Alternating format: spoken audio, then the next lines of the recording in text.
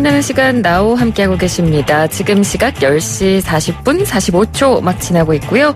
이번에는 국제뉴스 속에 등장하는 인물을 해부해보는 시간입니다. 뉴스를 움직이는 인물 후 김민아 칼럼니스트와 함께합니다. 어서 오세요. 안녕하세요. 네, 오늘은 저희 어떤 인물에 대해서 한번 알아볼까요? 코수염이 아주 멋진 사람인데요.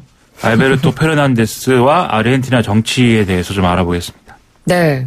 저는 그래서 이걸 보고 사진을 찾아보니까 정말 코수염이 굉장히 매력적인 분이더라고요. 사진을 아마 찾아보시면 다들 아실 겁니다. 이번에 아르헨티나에서 새로운 대통령으로 선출이 된 인물이죠? 그렇습니다. 지난달 말에 중도좌파 연합인 이 모두의 전선 소속의 알베르토 페르난데스와 중도우파 연합인 변화를 위해 함께 소속이자 현직 대통령이었던 마우리시오 마크리가 대선에서 맞붙었는데요.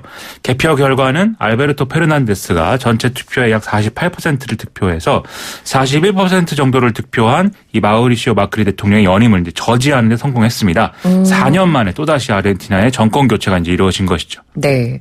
이 알베르토 페르난데스 어떤 사람인가요? 법대 교수 출신이고요.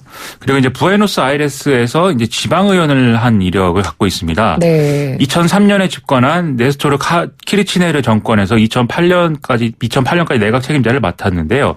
1994년 이후에 가장 오랜 기간 이 직책을 맡은 인물로 또 알려져 있습니다. 이후에 이제 뒤에도 말씀드리겠지만 크리스티나 페르난데스 정권에서도 이 직책을 맡았기 때문에 상당 기간을 정계 핵심에 있었던 인물입니다. 네.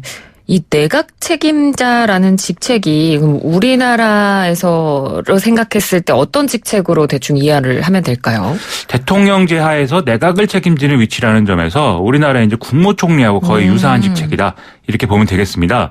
근데 하지만 또 일반적으로 내각제 국가에서의 이제 국가 수반의 위치인 총리보다는 무게감이 낮기 때문에 지금 기사들을 찾아보시면 국무실장 이렇게 번역되는 경우도 있거든요. 네. 그런데 또 일반적으로 내각제에서 국무실장보다는 높은 직책으로 봐야 되기 때문에 사실 그냥 국무총리 이렇게 번역하는 게 가장 자연스럽지 않을까 싶습니다. 네, 알겠습니다. 이 사람이 당선이 되면서 아르헨티나에서 중도좌파가 부활했다 이런 평가와 그리고 분석을 내놓는 기사들이 많이 나오더라고요. 그렇죠. 알베르토 페르난데스는 브라질의 룰라 전 대통령 석방을 지지한다 이런 메시지를 공개적으로 내기도 했는데요. 이 룰라 전 브라질 대통령이 아르헨티나 대선 결과에 대해서 중남미가 형제애와 존중의 관계를 조금씩 되찾을 것이다. 이렇게 의미 부여를 했거든요.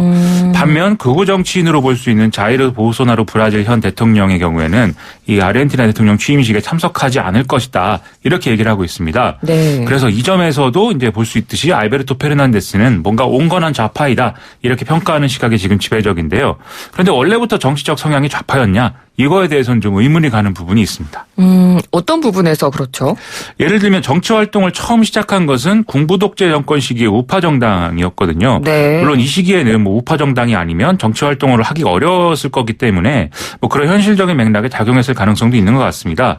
거기다가 과거에 주로 금융업계에서 일을 했기 때문에 이런 이력도 사실은 어떤 좌파다 이렇게 평가하기는 좀 어려운 부분이 있거든요. 예. 그래서 정치 성향이 분명하게 뭐다 이렇게 얘기하기는 좀 우리 기준에서는 쉽지 않은 일인데요.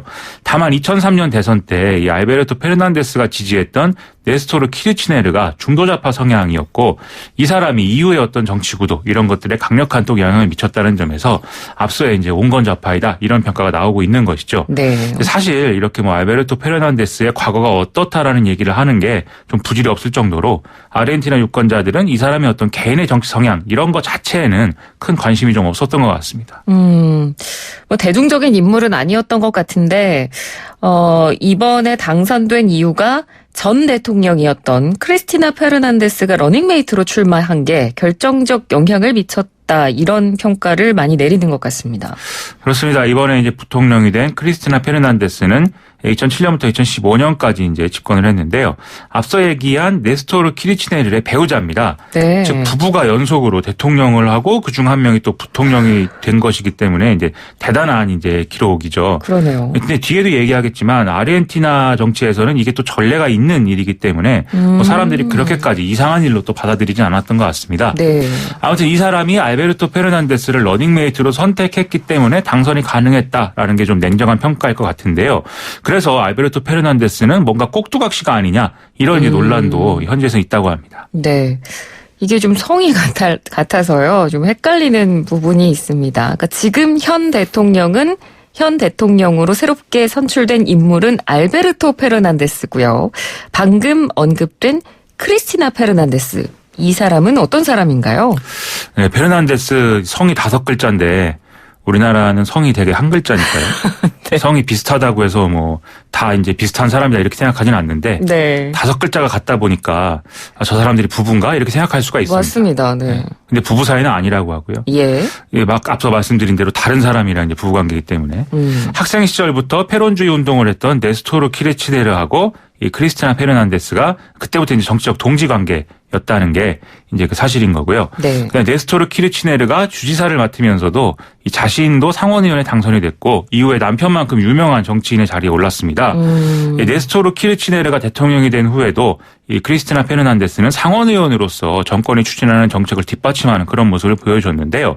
그리고 2007년에 네스토르 키르치네르가 재선을 포기하면서 대신 출마를 했던 거고 이때 이제 대통령으로 당선이 됐던 겁니다. 네. 2007년에 대통령이 됐고 15년까지 대통령을 했습니다. 근데 이 인물이 대통령을 하면서의 평가는 어땠나요? 좀 논란이 여러 가지가 있었는데요. 네. 일단 네스토르 키르치네르 정권 말기에 경제 위기가 닥쳤거든요. 네. 그래서 사실 키르치네르 본인이 이제 재선을 포기한 것도 이 때문이라고 봐야 됩니다. 그렇기 때문에 크리스티나 페르난데스 정권 초기에는 이 경기 침체로 인해서 정책적 혼란이 계속 이어질 수밖에 없었던 그런 상황이었던 거거든요. 그래서 이런 좀 혼란스러운 정책에 대한 이제 안 좋은 평가들이 있었고요. 하지만 2010년부터 경기가 다시 좋아졌고 또 네스토르 키르치네르가 이때 심장 질환으로 사망을 하게 됩니다. 네. 그러면서 추모 열기가 형성되는 바람에 이 크리스티나 페르난데스도 재선에 이제 무난하게 성공하게 되는 그런 상황이 되는데요. 하지만 또 다시 경제가 어려워지고 또 뇌물수수라든지 폭탄 테러 사건의 조사 방해 혐의 이런 이제 스캔들을 휘말리면서 결국 크리스티나 페르난데스는 2015년에 정권을 잃게 됐던 것입니다. 근데 이런 논란에도 지금까지 이렇게 어찌됐건 또 부통령이 됐으니까요. 정치적인 영향력을 유지하는 비결이 있을까요? 이제 이 사람에 이어서 2015년에 집권한 마우리시오 마크리 대통령의 경우에는 이 사람도 뭐 경제를 제대로 살리지 못한 것은 이제 마찬가지였던 거고요.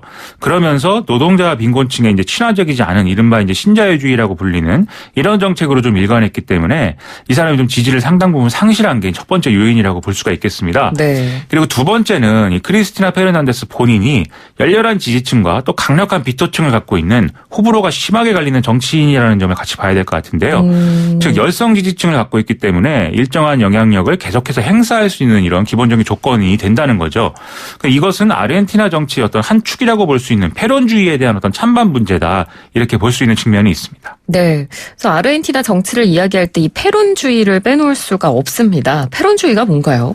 아르헨티나의 36대, 47대 대통령을 역임한 후안 도밍고 페론의 어떤 정치 노선을 얘기를 하는 그런 말인데요. 일반적으로 국가 재정을 적극적으로 써서 노동자와 빈곤층으로부터 인기 있는 정책을 펴는 이런 걸 이제 페론주의라고 부르는데 네. 이렇게 단순하게 정리하기에는 좀 역사적 맥락이 상당히 복잡한 개념이다. 이렇게 볼 수가 있겠습니다. 후안 도밍고 페론. 이 사람은 어떤 인물인가요? 이 후안 페론은 군인 출신이고요. 1943년에 군사 쿠데타에 참여해서 13년간 이어졌던 군부 독재 정권을 붕괴시키는 데 이익을 담당했던 사람입니다. 네. 이후에 노동복지장관을 맡으면서 노동자와 빈곤층의 친화적인 정책을 실시를 해서 큰 인기를 누렸고요. 이 덕에 이제 1945년에는 부통령의 자리에까지 오르는 이런 성과를 냅니다. 근데 이후에 다시 이제 쿠데타가 일어나거든요. 그래서 직을 잃고 감옥에 갇히게 됐는데 이때 노동자들이 이 사람을 석방하라는 어떤 대규모 시위를 해서 다시 풀려나고 1946년에는 대통령 선거에 출마해서 과반을 넘는 득표로 그야말로 압승을 거두는 이런 일이 있었던 것이죠. 그래서 이 사람은 대통령을 지내는 동안 좀 반대파를 탄압한다든지 또 언론의 자유를 제한한다든지 좀 이런 독재자 같은 면모도 보인 게 사실인데 노동자의 권리를 보장하면서 빈곤층 구제를 위한 정책을 또 적극적으로 펴는 이런 모습을 또 보였습니다. 네. 그래서 지지가 상당히 아르헨티나 정치에서 높은 이런 정치인으로 꼽혔는데 근데 이 시기에 2차 대전을 겪었던 국가들이 다시 경제를 재건해서 상품 생산량을 막 늘리기 시작하거든요. 네. 그러면서 시장에서 아르헨티나 상품들이 좀 밀려나기 시작하면서 이 아르헨티나 경제가 다시 침체되기 시작했고 이걸 빌미로 우파와 손을 잡은 군부가 쿠데타를 또 일으키면서 결국 이제 축출되게 된다는 거죠. 그래서 이 후안 페론은 해외로 망명하는 이런 신세가 됩니다. 네. 이 후안 페론 대통령을 이야기할 때 그의 배우자도 이야기를 안 할 수가 없습니다. 어떻게 보면 배우자의 영향 때문에 페론이 인기가 많아졌다라고 볼 수 있을 것도 같아요. 그렇죠. 에비타라는 애칭으로 유명한 에바 페론이 이 시기에 이제 배우자였는데요. 그렇죠. 에비타라는 뮤지컬도 있고 영화도 있습니다. 네. 저는 못 봤습니다. 저도 못 봤습니다. 네. 네. 안 본 영화를 이렇게 또 본 것처럼 얘기를 했는데. 네. 근데 이 사람은 네. 정부 내 공식 직책을 맡은 일은 없지만 후안 페론의 어떤 친노동자적인 어떤 정책을 뒷받침해주고 있는 인물이다. 이렇게 대중에 상당 부분 각인되어 있는 이런 인물이었습니다. 또 여성 참정권을 도입한다든지 학교, 병원, 양로원 건립 등의 어떤 자선 사업을 하는 재단 설립이라든지 이런 좀 개혁적인 정책을 또 이끄는 모습을 보여줬거든요. 그러다가 1952년에 자궁암으로 33살의 젊은 나이에 세상을 떠났습니다. 이 페론 정권은 이렇게 좀 젊은 나이에 세상을 떠난 에바 페론의 시신을 좀 방부 처리를 해서 우상화를 하려고 시도를 했고요. 그래서 이런 것들을 대중의 어떤 인기를 이용하는 하나의 경로로 활용을 했는데요. 이후에 이제 쿠데타로 집권한 새 정부는 워낙 이 사람이 신성시되고 인기가 있다 보니까 이 시신을 은닉해서 이탈리아로 빼돌리는 좀 이런 만행도 저질렀습니다. 네. 그리고 1971년이 돼서야 스페인의 망명주기던 후안 페론의 이 시신이 인도가 되게 되는데요. 이것은 후안 페론이 축출된 지 거의 20년 만에 정치 복귀를 하는 또 하나의 계기가 됐습니다. 그러니까 다시 대통령이 된 거네요. 그렇죠. 이후 이제 그 20년 동안 아르헨티나 정치와 경제는 그야말로 혼란을 거듭하는 그런 상황이었거든요. 1973년 3월에 이 후안 페론의 개인 비서 출신이 대통령이 되는 이런 사건이 일어났습니다. 근데 이렇게 좀 다시 권력을 잡았음에도 불구하고 페론주의자들이 좌우로 나뉘어서 자기들끼리 대립을 하는 바람에 대통령들이 연이어 사임을 하는 등의 어떤 정치적 혼란들이 가중이 되는 상황이 또 이어지거든요. 이런 상황은 역시 이제 후안 페론이 귀국을 해서 좀 상황을 정리해줘야 된다라는 좀 이런 명분으로 작용을 하게 됩니다. 네. 그래서 이제 후안 페론이 대통령 선거에 출마해서 당선이 되는데 이제 후안 페론은 또 망명 기간 동안에 이사벨 페론을 만나서 결혼을 한 상태였거든요. 근데 이때 대통령 선거에 출마하면서 특이하게도 이사벨 페론을 또 부통령으로 러닝메이트로 지명한 상태에서 당선이 됐습니다. 그런데 바로 이제 1년도 안 된 1974년에 후안 페론은 고령으로 좀 건강이 악화돼서 사망이 되는 이런 사건이 또 있었습니다. 네. 그러면 대통령이 이렇게 사망을 했으니까 부통령이 그러면 직을 계승을 했나요? 그렇죠. 그래서 부통령인 이사벨 페론이 부부 사이인데 대통령직을 이제 계승을 했거든요. 그래서 세계 최초의 여성 대통령이 이런 식으로 탄생을 하는 기록을 세웠습니다. 네. 그럼에도 이제 정치 경제적 혼란은 여전히 이어지고 있었고 또 이렇게 대통령직을 승계한 것에 대해서도 여론의 반발이 있는 상황 이런 것들을 무시할 수가 없었던 것이죠. 그래서 이사벨 페론은 이런 상황을 만회하기 위해서 이제 에바 페론의 유해를 이제 아르헨티나로 다시 들여오는 이런 이제 일을 하기도 했는데요. 그럼에도 경기 침체와 심각한 인플레이션으로 지지가 계속 유실이 됐기 때문에 사실상의 무정부 상태에 이르는 상황까지 이르게 되고요. 네. 그래서 이제 계엄령을 선포를 하게 됩니다. 하지만 이걸 또 빌미로 1976년에 군부 쿠데타가 일어나고 그 일을 통해서 이사벨 페론은 다시 축출이 되고요. 이후에 등장한 군부 정권인 호르헤 비델라 정권은 민주주의를 요구하는 시민들을 감시하고 체포하고 고문하고 죽이는 이런 만행들을 쭉 저지르게 됩니다. 이때 우익 단체들의 백색 테러도 심각한 규모로 이제 일어났기 때문에 아직까지도 이 당시 희생된 사람들에 대한 어떤 진상 규명 이런 것들이 추진되고 있는 상황입니다. 그러니까 지금 아르헨티나의 정치에서 빼놓을 수 없는 이 페론주의 그리고 이 반페론주의가 계속 교차하는 역사가 지금 아르헨티나의 현대사에도 계속되고 있는 그런 셈이라고 볼 수 있겠네요. 그렇죠. 이번 이제 대선도 이제 그런 맥락에서 자유롭지 못한 이런 구도에서 이제 선거가 이루어진 건데요. 네네. 말씀드렸듯이 페론주의는 뭐 좌파, 우파 뭐 이런 특정한 이념적 지형이라기보다는 어떤 중남미 고유의 대중정치의 한 형태다 이렇게 봐야 될 것 같습니다. 그래서 아르헨티나 유권자의 입장에서 보면 아르헨티나 정치는 늘 비슷한 구도인 거죠.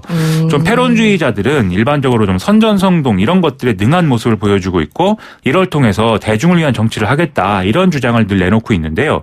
결과가 늘 좋지는 않고 그리고 또 종종 무능하고 부패한 모습을 또 보이기도 했습니다. 네. 그래서 그 결과 군부 독재가 쿠데타를 통해서 다시 부활하거나 아니면 친기업적 노선에 이거와는 이 새로운 어떤 신자유주의적 노선을 내세운 사람이 선거로 당선되는 일이 일어나는데요. 이렇게 되면 대부분의 노동자 서민층은 이전보다도 더한 고통에 장기간 시달리게 되는 것이거든요. 그렇죠. 이런 상황이 계속 이어지면 다시 과거를 이제 사람들이 그리워하게 되고 그러면 또 페론주의에 대한 지지가 강화가 되는 국면이 또 온다는 것이죠. 네네. 하지만 이렇게 집권한 페론주의자들은 또다시 완벽한 대안이 되지 못하는 모습이어서 실망을 다시 안겨주는 이런 일들이 쭉 반복이 된 겁니다. 그래서 이런 일들을 볼 때 좀 이게 남의 일이 아니지 않나 우리도 좀 비슷한 처지에 빠지는 그런 상황으로 가고 있지 않는가 이런 생각을 제가 또 했는데요. 뭐 이 자리는 국제뉴스를 다루는 시간이니까 국내 얘기는 제가 좀 삼가도록 하겠습니다. 알겠습니다. 그래도 오늘 이렇게 아르헨티나의 어떤 정치와 역사를 쭉 보니까 아까 언급된 에비타 영화 보고 싶어지는데요. 칼럼니스트는 어떠세요? 네, 저도 보고 싶은데 어떻게 봐야 될까요? 어디서 어떻게 봐야 될까요? 요즘 다운로드하면 볼 수 있지 않나요? 다운로드를 저는 어디서 받아야 되는지도 잘 모르겠습니다. 이따가 알려드리겠습니다. 자, 오늘은 아르헨티나에서 이번에 새로운 대통령으로 선출된 알베르토 페르난데스라는 인물에 대해서 한번 알아봤습니다. 말씀 잘 들었습니다. 고맙습니다. 고맙습니다. 네, 지금까지 김민아 칼럼니스트였습니다.